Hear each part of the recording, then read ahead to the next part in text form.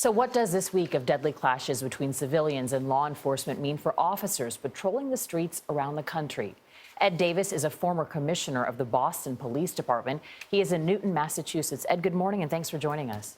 Good morning, Vanita. Thank you. So what do you think is going through the minds of so many officers across the nation today?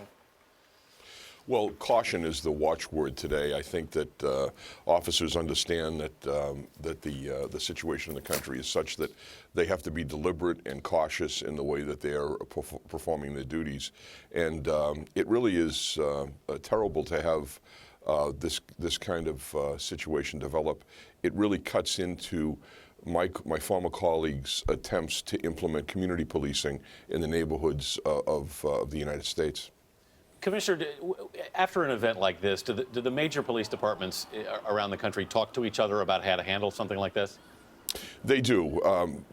We speak all the time. The major city chiefs have a very good communication network. In addition to that, the fusion centers are pushing information out to each and every department across the country. So there are good systems in place. And I think that there are conversations about doubling up on patrols right now in many cities across the country.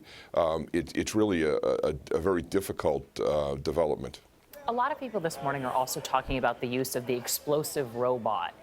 Questioning, is this the new precedent? Is it a good one? Is it a bad one? What are your thoughts about the use?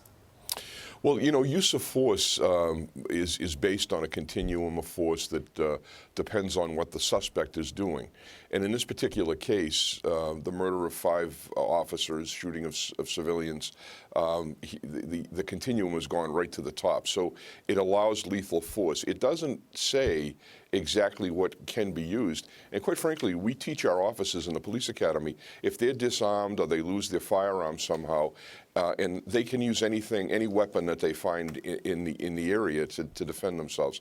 So I think that this is just an extension of that training, and I think that the Dallas police were confronted with a situation of further loss of life of their officers are doing what had to be done in a unique way. I think it's a good issue to discuss for the future, but I don't see a problem in the way it was handled. All right, Ed Davis, thank you. We will have much more on the Dallas shootings in our next half hour.